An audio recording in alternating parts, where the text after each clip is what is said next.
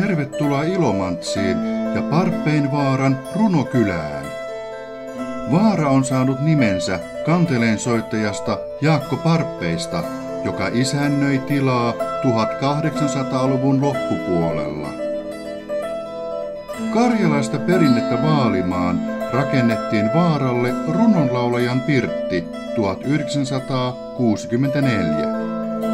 Karjalaiseen malliin rakennetussa runopirtissä voit kuulla elävää kanteleen soittoa. Luontokeskus Mesikässä on laaja näyttely paikkakunnan linnuista ja nisäkkäistä. Näyttely on koottu ilomantsilaisen opettajan ja eränkävijän Heimo Rautaman eläinkokoelmasta. Mesikän yhteydessä olevasta museokaupasta voit löytää kotiin viemisiä. Ravintola Parppeen pirtissä voit nauttia nykykarjalaisen pitoaterian. Ilomantsi on tunnettu myös piirakoistaan. Piiroot ja vatruskat valmistuvat piirakkat supussa eli ravintolan omassa leipomossa.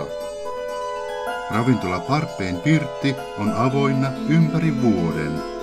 Parppeen pirtti tarjoaa hienot puitteet syntymäpäivien, häiden ja muiden juhlien ja tapahtumien vietolle. Runokylää koristavat runonlaulaja Mateli Kuivalattaren ja Korhosten museoaitat. Mateli on tunnetuin Kantelettaren runojen laulaja. Elias Lönnroth laulatti Matelia runonkeruu matkallaan 1838. Rajakenraalin majassa esitellään kenraalimajuri Erkki Raappanan toimintaa Rukajärven rintamalla. Raappana oli Ilomantsin puolustusvoittojen komentaja ja pääsuunnittelija kesällä 1944.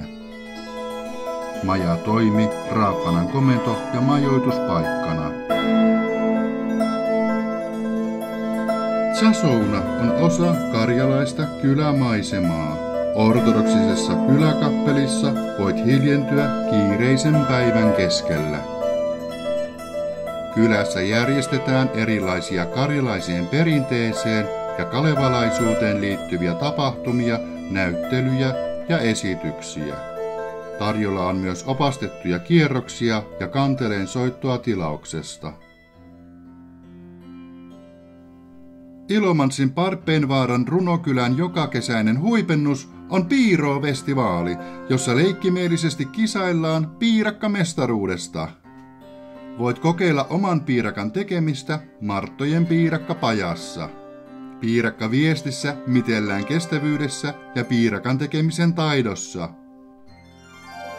Matelista Topin illatsu, eli illanvietto, vie aikamatkalle runonlaulaja Mateli Kuivalattaren ja säveltäjä Toivo Kärjen elämään. Mateli oli Topin esiäiti. Matelin ja Topin kuviteltua kohtaamista esitetään pienoisnäytelmän keinoin Parppeen pirtissä tai runopirtissä.